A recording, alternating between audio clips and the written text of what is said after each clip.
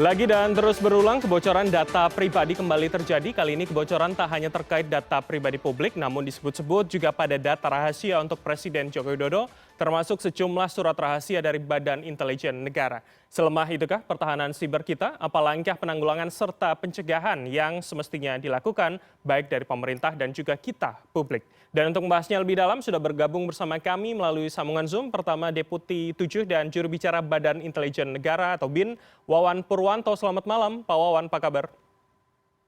Selamat malam, baik Mas, Alhamdulillah. Alhamdulillah baik. Yang kedua adalah Sehat. Alhamdulillah sehat. Baik. Yang kedua adalah pakar keamanan siber Vaksinkom, Alphonse Tanujaya. Pak Alphonse, apa kabar? Selamat malam. Malam Bram, sehat ya, sehat semuanya Pak Wawan. Baik, Sehat, alhamdulillah dalam kondisi sehat begitu kita semua. Baik, saya akan ke Pak Wawan terlebih dahulu. Saya akan mengklarifikasi begitu. Disebut ini kemudian berbagai surat rahasia untuk Presiden dari 2019 hingga 2021, bahkan diantaranya ada yang juga dari BIN. Apakah benar yang bocor ini adalah data asli begitu, Pak Wawan? Oh enggak, Mas. Setelah saya cek dan kita verifikasi, ternyata tidak. Ya, sebab seluruh surat BIN itu dienkripsi, jadi disandi, ya, dan tidak kita ibaratnya apa adanya gitu tidak. Jadi semua surat-surat, apalagi itu ke presiden, itu dikripto. Yang bisa tahu itu ya yang tahu kriptonya. Kalau tidak ya tidak bakal tahu. Kemudian dari hal-hal yang khusus tidak mungkin dibikin surat menyurat. Sebab di dalam laporan kan ada 4 gitu ya. Biasa, terbatas, rahasia, dan sangat rahasia. Kalau yang rahasia dan sangat rahasia tidak mungkin dengan pola-pola biasa.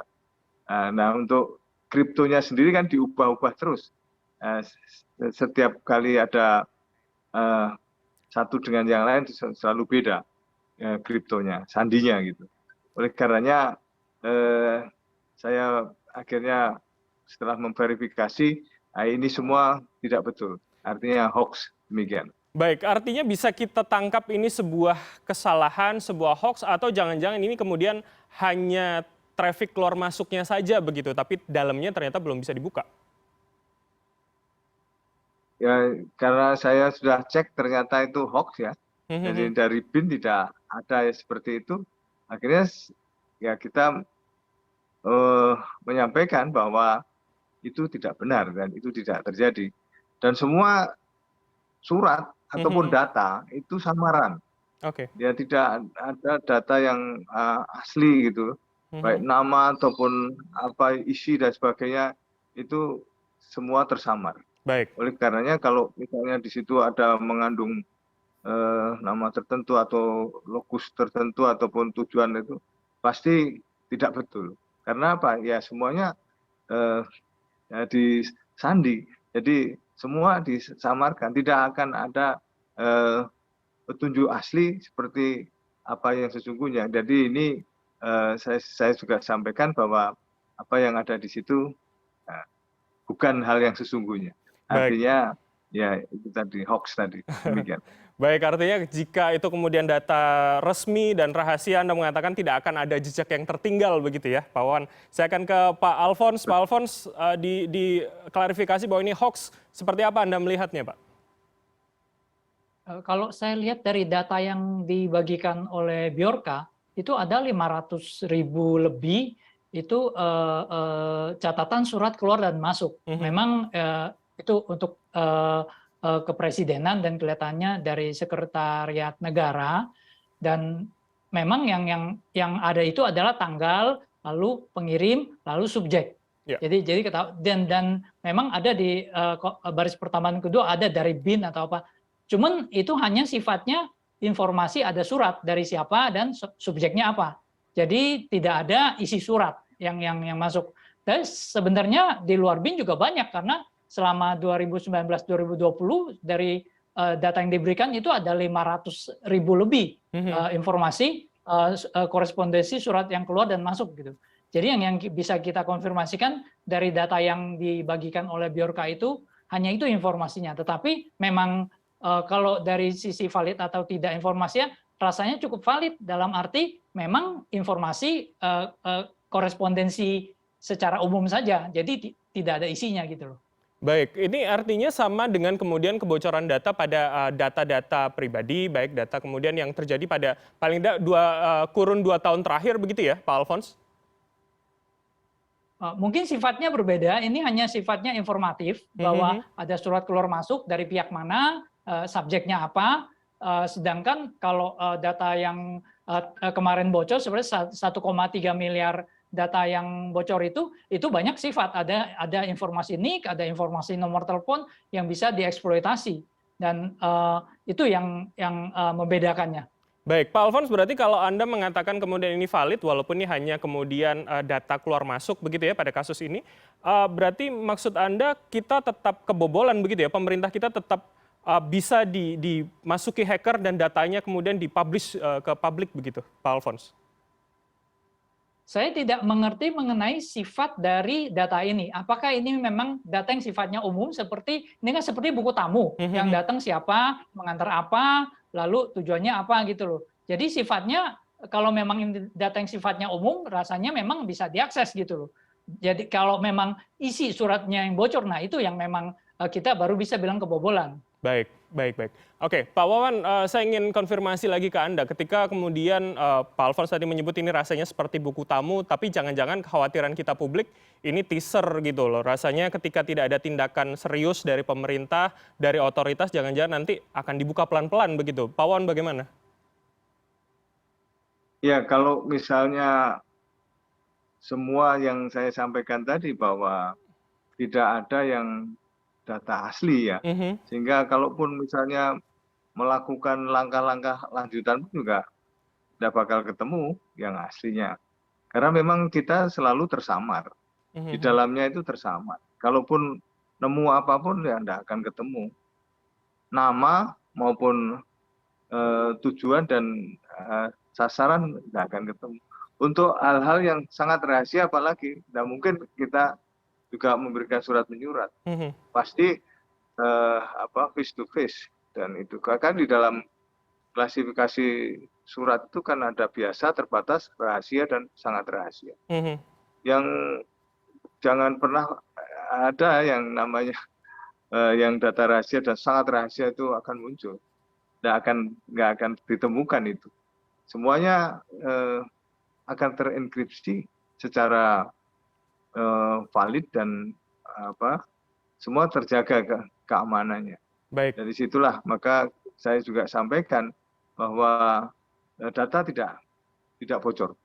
Baik. Nah, sehingga kalau misalnya ada pandangan yang bocor, makanya saya sampaikan tadi itu tidak betul. Itu tidak betul. Tapi Pak Alphonse tadi menyebutnya itu valid begitu, Pak Wawan. Jadi yang benar, yang bagaimana? Apa kemudian jangan-jangan ini kemudian tidak masuk 3 kategori yang Anda sebutkan, terbatas, rahasia, dan sangat rahasia tadi, yang kemudian ditemui oleh atau ditemukan oleh Bjorka sang hacker ini, Pak Wawan? Yang jelas kalau data intelijen itu yang kalau surat-surat biasa kan lain. Artinya tidak ada sesuatu nilai intelijennya gitu. Tapi kalau yang namanya saya bilang tadi dibilang dokumen, kan dia menyebutnya dokumen itu. Dokumen itu berarti yang rahasia atau yang sangat rahasia, tidak ada itu. Baik. Ya, selama ini yang kita verifikasi seperti itu. Sehingga kalau misalnya klasifikasi yang di luar itu ya berarti bukan dokumen intelijen. Itu seperti ya info umum ya, nah itu ya sumber terbuka pun juga bisa diakses. Tapi kalau yang namanya dokumen itu pasti klasifikasinya kan rahasia dan sangat rahasia. Ini sampai saat ini itu terverifikasi, masih terenkripsi dan aman. Demikian. Baik, jika kemudian definisinya adalah dokumen begitu, menurut Anda itu tidak dan masih terenskripsi dengan baik. Nah, bagaimana kalau kemudian kita klasifikasikan umum yang kemudian sebetulnya memang itu bukan data untuk peruntukannya bukan di-share ke publik begitu, Pak Wawan? Ini kan juga ada, apalagi dikatakan di situ bahwa bukan hanya BIN saja. Bagaimana kemudian BIN melihat apa kebocorannya tetap ada begitu, Pak Wawan? Kalau kita bicara tentang informasi rahasia, informasi intelijen, itu ya yang saya bilang tadi klasifikasinya ya rahasia dan sangat rahasia. Di luar itu ya beda. Kalau misalnya secara general hanya dari semua surat-surat yang masuk, general masuk, nah ini perlu kita lihat lagi apa yang surat-surat yang masuk itu apa kategorinya rahasia dan sangat rahasia atau hanya surat menyurat biasa. Tapi selama ini yang kita sampaikan bahwa dokumen dari intelijen tidak ada yang bobol. Demikian. Baik. Kalau Anda mengatakan surat menyurat, apakah kemudian surat menyurat biasa dari BIN ke pemerintah atau kemudian ke pihak istana, ini bisa kita maknai ini yang bocor jangan-jangan, Pak Wawan? Kalau ini kan kalau surat menyurat biasa berarti kan klasifikasi biasa seperti undangan, tidak berisi sesuatu yang rahasia dan sangat rahasia, sehingga itu berbeda, berarti bukan istilahnya dokumen-dokumen, tapi kalau hanya yang biasa-biasa kan sifatnya lebih pada info yang terbuka. Tapi ya itu tadi sekali lagi, kalau misalnya operasi-operasi semuanya kan tidak terbuka, semuanya tertutup. Demikian. Baik, berarti 3 klasifikasi yang kemudian Anda sebutkan terbatas, rahasia, sangat rahasia ini kemudian bukan menjadi bagian data yang bocor begitu ya, mungkin hanya kemudian masalah surat menyurat saja. Baik, saya akan ke Pak Alphonse. Pak Alphonse, berarti artinya kan tetap ada kebocoran. Celahnya di mana Pak kemudian? Karena rasanya ini kan meningkat ya, dari kemudian data badan usaha negara, kementerian, bahkan sekarang pihak istana begitu Pak Alphonse. Mungkin perlu kita semua lembaga lah, semua instansi pemerintah khususnya mulai memperhatikan masalah ini, karena kelihatannya kan peretasnya juga agak jengkel bahwa beberapa kali data dibocorkan, tetapi yang terjadi tanggapan yang diberikan malah kontraproduktif gitu loh. Malah menyudutkan peretasnya, menyalahkan peretasnya. Saya setuju, peretas itu melanggar hukum. Tetapi di sisi lain, orang yang menyimpan data dan tidak melindungi dengan baik juga, itu juga merugikan pemilik data kan. Jadi, dan di dalam kebocoran yang kemarin kita lihat bahwa terbukti bahwa banyak kegiatan melanggar hukum juga yang dilakukan oleh pengelola data, seperti di dalam 1,3 miliar kartu SIM itu ada yang satu NIK itu bisa dipakai untuk mendaftarkan 1.000 kartu SIM. Itu kan, nah itu secara tidak langsung juga menunjukkan ada pelanggaran hukum juga gitu loh. Jadi walaupun peretasnya melanggar hukum, tetapi dia juga menunjukkan bahwa apa yang disembunyikan selama ini dan pihak pengawas seharusnya mengawasi ini malah terjadi tutup mata atau malah tidak mengawasi dengan baik. Jadi itu juga yang perlu kita garis bawahi. Nah, tetapi memang poin utamanya adalah untuk lembaga institusi yang mengelola data yang penting, data masyarakat, mohonlah agar mengikuti standar pengelolaan data yang baik. ISO 27001, 27701, NIST Framework, atau seperti yang Pak Wawan katakan, enkripsilah dengan baik public key dan private key-nya, dan lindungilah private key-nya dengan baik gitu. Jadi dengan kripto yang terus berubah begitu ya, Pak Alphonse ya? Ya memang otomatis kalau kita kirim dokumen otomatis dia akan berubah private key dan public key-nya. Jadi untuk setiap dokumen akan berubah-ubah, itu otomatis, sama lah seperti chat WhatsApp. Dia setiap chat WhatsApp kita dengan teman kita itu otomatis akan dienkripsi kok. Baik. Pak, ini kemudian dalam pandangan Anda begitu ya, sebagai pakar melihat di bidang cyber, kenapa kemudian terus-menerus hanya karena faktor kejengkelan tadi yang kemudian tidak ditanggapi serius, atau kemudian memang sangat menarik kemudian untuk terus membuka data ini ke publik, bahwa memang sangat banyak data menarik yang bisa diperjualbelikan, dipertontonkan, bahkan memperlihatkan kelemahan seperti yang Anda sebutkan tadi, banyak kemudian satu NIK dipakai beberapa untuk mendaftar SIM misalkan, seperti apa? Ini merupakan konsekuensi lah. Sebenarnya jika kita ingin memanfaatkan data digital untuk meningkatkan akselerasi ekonomi dan kegiatan, memang ada risikonya bocor gitu. Nah, sebenarnya kita nggak perlu sedih bahwa oh data kita bocor kita malu. Di Amerika, di Cina, di Vietnam, di Singapura itu datanya juga bocor kok. Cuman mungkin yang di kita itu perlu kita evaluasi bahwa ini bocornya terlalu besar gitu loh. Kenapa? Karena ya memang lembaga-lembaga kita yang perlu mempelajari pengelolaan yang baik. Yang kedua mungkin yang perlu diperhatikan yang berhubungan dengan pengelolaan data, kami sarankan untuk dicari pihak yang mengerti mengelola data. Jadi kalau kita lihat dari sisi demografis, ini mungkin utamakan milenial atau yang lebih muda. Jadi seperti saya atau yang lebih tua baby boomers, mungkin kita melipir dulu lah. Kita tahu diri minggir, jangan ngurusin data karena mungkin udah tidak terlalu mudah untuk menyesuaikan diri dengan perubahan digital yang demikian cepat. Saran saya sih begitu. Baik. Maksud Anda berarti yang lebih melek digital begitu ya, yang lebih bisa menangani. Saya akan ke Pak Wawan. Pak Wawan, kalau kemudian dari perspektif intelijen yang kemudian juga adalah salah satunya preventif atau pencegahan begitu, bagaimana kemudian langkah BIN Pak untuk kemudian lebih jauh agar tidak ada lagi pembocoran data dengan scoop atau dengan skala yang lebih besar lagi begitu, Pak Wawan? Ya, semua tentu dari dulu kita berjaga-jaga dari semua kemungkinan. Karena kita tahu bahwa lawan itu pasti ada. Dan lawan mesti ingin cari tahu dengan pola-pola yang dia mainkan.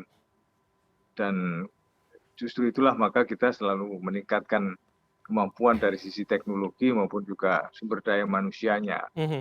Kita juga dengan riset-riset yang dilakukan, artinya kalaupun teknologi dari luar kan tidak langsung secara literal dipakai sedemikian rupa, nanti juga pabrikannya kan mesti tahu, tapi dengan modifikasi tertentu, nah ini yang terus dilakukan untuk melindungi data semua yang kita punya. Inilah maka kita perlu kerjasama dengan KL-KL terkait, Kominfo, BSSN, dan juga para pakar semuanya. Secara prinsip ya semua harus kita waspadai karena ancaman setiap saat kan bisa muncul secara tiba-tiba, apalagi di era teknologi yang semakin canggih seperti ini. Tapi kita terus ya lakukan upaya-upaya peningkatan dari capacity building, dan itulah kita selalu melakukan patroli juga, patroli cyber, dan insya Allah kita tetap melindungi ya data-data yang ada, yang kita punya, dan semuanya itu memang tersamarkan dan tidak secara telanjang bisa lantas terbaca. Seperti itu. Baik Pak Wawan. Demikian. Baik, ini berarti menjadi pertanyaan juga, apakah kemudian masalah kita utama adalah infrastruktur cyber yang kemudian perlu di-upgrade, atau jangan-jangan SDM kita juga belum mumpuni, atau jangan-jangan malingnya yang lebih di depan begitu mungkin. Tapi jangan langsung dijawab Pak Wawan, karena kita akan jeda sejenak. Pemirsa CNN Indonesia Newscast akan kembali usai jeda, tetaplah bersama kami.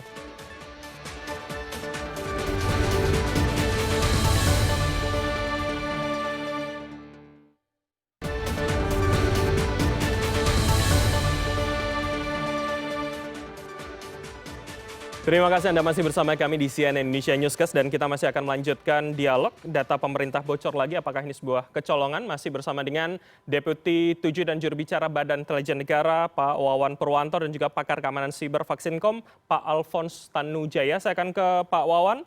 Kita melanjutkan sebelum jeda tadi, apakah jangan-jangan memang infrastruktur cyber kita ini perlu di-upgrade lebih baik lagi, SDM-nya perlu lebih melek digital lagi, atau memang jangan-jangan hackernya selalu terdepan, lebih depan begitu rasanya? Bagaimana Pak Wawan? Ya, perkembangan selalu harus kita ikuti, dan itu hal yang biasa karena perkembangan ini dari waktu ke waktu ya terus-menerus terjadi. Kemudian juga kemampuan dari semua elemen yang mengawaki ini tetap ya kita terus ikuti dalam perkembangan Mhm. teknologinya. Dan di samping itu juga melakukan riset and development secara mandiri, karena kalau kunci-kuncinya mengikuti dari negara produsen juga akhirnya tertinggal juga, karena dia tidak mungkin menjual teknologi terkini kan, Mhm. jadi terdelay sekian. Nah kemudian juga aturan main, artinya juga undang-undang juga kita terus genjot, dan sebentar lagi undang-undang tentang perlindungan data pribadi ini akan makin memperkuat dengan adanya sanksi maupun juga denda. Nah, ini kan jelas. Dan kita tentu perkembangan akan terus diikuti, Baik. dan patroli cyber juga ya terus dilakukan.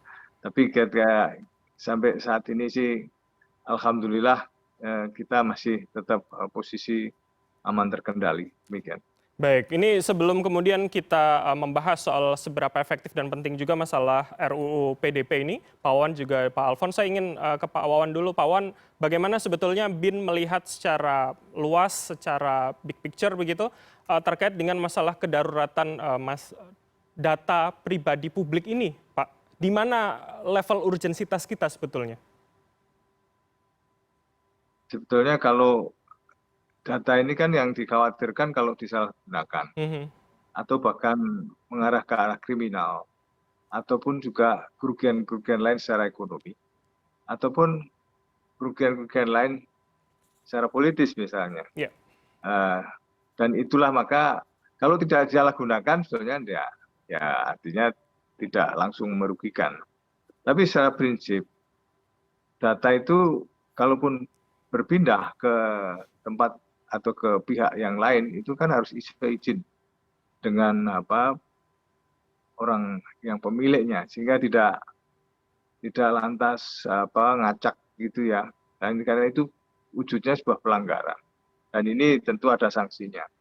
Oleh karenanya kita terus benahi, dan diharapkan undang-undang perlindungan data pribadi ini segera selesai, sehingga pada akhirnya kita lebih diperkuat lagi, dan berbagai terpaan isu maupun juga peralihan data dari para pengguna jasa ini tetap diperketat, tidak kalau dia langsung jual beli data itu bisa dikenai sanksi. Demikian. Baik Pak Wawan, saya akan ke Pak Alfons. Pak Alfons, sebenarnya seberapa bahaya kemudian data-data kita? Saya ingat salah satu statement Anda di diskusi kita sebelum ini, Anda mengatakan bahwa sekali bocor ya akan tetap bocor dan datanya akan tetap bisa diakses secara digital begitu. Nah, sebetulnya seberapa bahayanya secara jangka panjang kemudian kebocoran data yang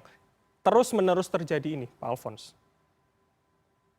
Anda bisa tanyakan hari ini kepada Pak Menteri Kominfo kita, dia menjadi korban pembocoran data, jadi hanya berbekal nama dia, semua data kependudukan dia keluar, termasuk NIK dan NIK KK, dan nama orang tua beliau. Baik. Itu dibocorkan di forumnya. Jadi Pertas itu memiliki hampir seluruh data penduduk Indonesia, termasuk pejabat negara, termasuk anggota DPR, termasuk semua, karena data itu sudah bocor dan mereka olah. Dan celakanya, yang bocor ini kalau digabungkan dengan kemarin 1,3 miliar registrasi kartu SIM, di situ ada nomor NIK-nya, maka hanya memasukkan nama saja akan dapat data kependudukan, nama orang tua, NIK KK, dan nomor telepon.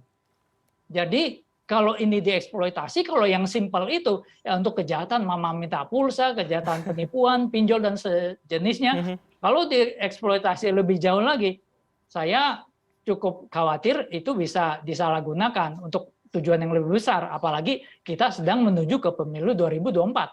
Siapapun yang memegang data ini memiliki akses yang luar biasa dan memiliki orang yang pintar mengelola big data. Itu seperti Koki, seperti Davina Hermawan yang jago masak. Kalau kita dikasih bahan masak, itu kita paling jadinya telur dadar atau telur mata sapi kalau saya. Tapi kalau kamu kasih ke koki yang jago, jadinya kue yang enak. Itulah di tangan orang yang jago big data gitu. Baik. Pak Alfons, berarti artinya kemudian kalau kita bicara penyalahgunaan paling buruk misalkan, apakah kemudian ada ke arah misalkan bisa digunakan sebagai blackmail misalkan, atau kemudian kita bisa membaca bagaimana potensi atau bagaimana kecenderungan perilaku publik misalkan dari kemudian big data ini, Pak Alfons? Kalau data dikelola dengan baik, sudah banyak contohnya. Jadi waktu kemarin Trump dan Hillary secara logis semua sudah meramalkan Hillary yang menang, tetapi dengan pengelolaan big data yang baik dan dengan iklan tertarget yang tidak peduli dengan kesatuan yang memecah belah dan sempat hampir mau dilakukan di Indonesia, itu Trump bisa menang karena dengan fake news, dengan hoax dan sejenisnya. Ini berbekal big data. Itu Arab Spring juga sama terjadinya begitu. Brexit juga begitu. Jadi saya benar-benar menghimbau kepada pemerintah untuk memperhatikan hal ini. Ini sangat serius. Di tahun 2024, jika jatuh ke tangan yang salah, data ini sekarang sudah di tangan hacker gitu loh. Ini tinggal dieksploitasi. Saya bukan menakut-nakuti dan saya khawatir dengan hal ini. Baik. Nah ini kemudian tadi Pak Wawan sudah menyebutkan soal RUU PDP begitu ya, yang saat ini tinggal dibawa ke paripurna untuk kemudian disahkan. Pak Alfons, Anda melihatnya apakah ini kemudian sebuah harapan seberapa efektif kemudian ketika ini kemudian menjadi undang-undang dan bisa melindungi data pribadi kita, Pak Alfons? Dengan adanya RUU PDP ini, saya yakin akan memberikan dampak positif. Jadi hukuman akan diberikan kepada orang yang bertanggung jawab atas pengelolaan data. Jadi decision maker-nya yang diincar. Jadi decision maker yang selama ini yang meloloskan maunya hardware atau cloud itu karena nggak mengerti, dia lebih menggunakan hardware atau server yang ada di fisiknya atau apa yang kelihatan. Tetapi kalau misalnya untuk sesuatu yang nggak kelihatan seperti security atau taruh keamanan di cloud, itu dia tidak setujui. Nah dengan adanya RUU PDP ini dia akan mikir-mikir, kalau datanya bocor, gue bisa ada konsekuensi hukum, gue bisa ada konsekuensi finansial atau apa. Nah saya harapkan ini akan memberikan dampak yang positif sih. Jadi saya benar-benar berharap juga dengan RUU PDP. Baik, sanksi pidana dan juga denda ya yang kemudian ini mungkin cukup mengkhawatirkan atau menakutkan bagi para pemilik kebijakan begitu. Saya akan ke Pak Wawan terakhir begitu, Pak Wawan, bagaimana kemudian optimisme BIN juga melihat RUU ini sebentar lagi akan menjadi undang-undang dan kemudian harapannya tentu bisa melindungi kita semua dan juga publik begitu, Pak Wawan. Ya, negeri kita ini negeri kita sendiri, jadi kita sendiri yang mengatur semuanya. Dari semua elemen sebagai stakeholder ikut bertanggung jawab terhadap sukses tidaknya kita melindungi negeri. Oleh karenanya ya bersama-sama kita beri masukan yang konstruktif tentunya supaya undang-undang ini betul-betul kuat dan bisa memberikan makna bagi kedaulatan kita.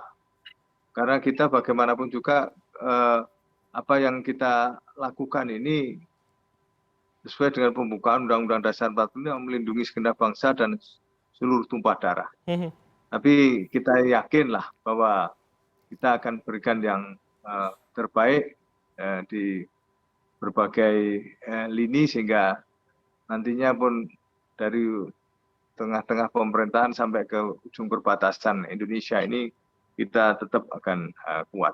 Baik. Dan terlindungi secara maksimal. Demikian. Baik, harapannya tentu adalah masalah kebocoran tentu cepat selesai, kemudian ketakutan atas penyalahgunaan yang berdampak pada sejumlah lini, apalagi kerugian politik seperti yang Pak Wawan sebutkan ini kemudian tidak terjadi, apalagi kita akan menuju ke pemilihan umum dan juga Pilpres di 2024.